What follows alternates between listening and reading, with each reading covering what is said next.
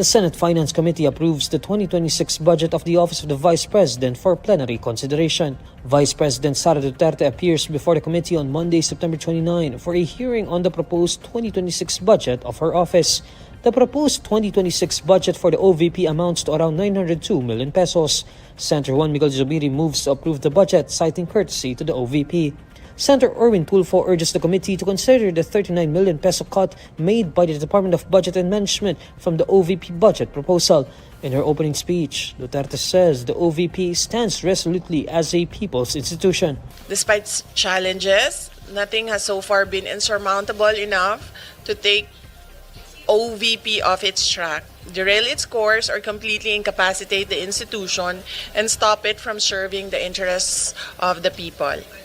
The establishment of 10 OVP satellite offices and an extension office in Tondo, Manila has been pivotal in bringing the national government closer to underserved communities. She stresses that these offices enhance the efficiency and effectiveness of OVP services, ensuring that assistance reaches those who need it most. The National Disaster Risk Reduction and Management Council says 9 people were reported dead in Bicol region following the onslaught of severe tropical storm Opong. In a report on Monday, September 29, the agency also says 12 remain missing in Eastern Visayas due to Opong. The NDRRMC's accumulated data on Monday show that 27 are dead and 16 remain missing due to Opong and previous tropical cyclones Mirasol and Nando.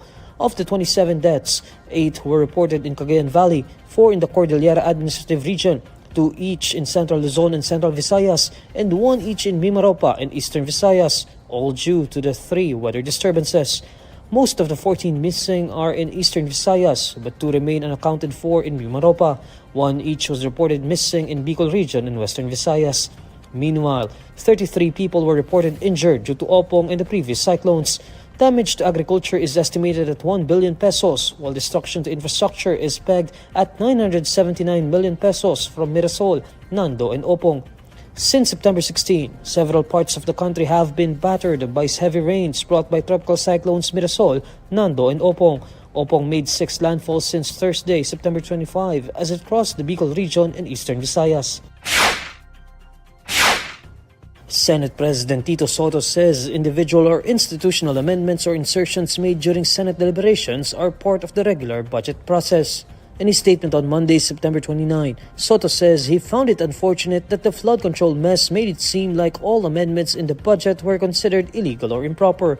Senate President Pro Tempore Ping Lacson earlier disclosed that almost all senators of the 19th Congress made at least 100 billion pesos in insertions to the 2025 General Appropriations Act. According to Lacson, these were individual insertions that were held for later release. Sotto explains that some of the amendments made by lawmakers in the 2025 national budget were for additional classrooms, farm-to-market roads, and bridges.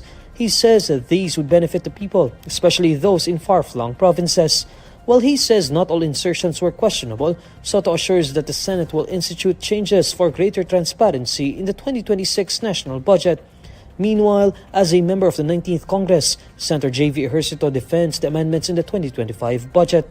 He says that introducing changes after budget hearings is part of lawmakers' job to support and further improve programs and projects. He emphasizes that not all amendments are bad, especially if they help agencies and departments. He likewise stresses that amendments are not tainted as long as there is no post-enactment intervention.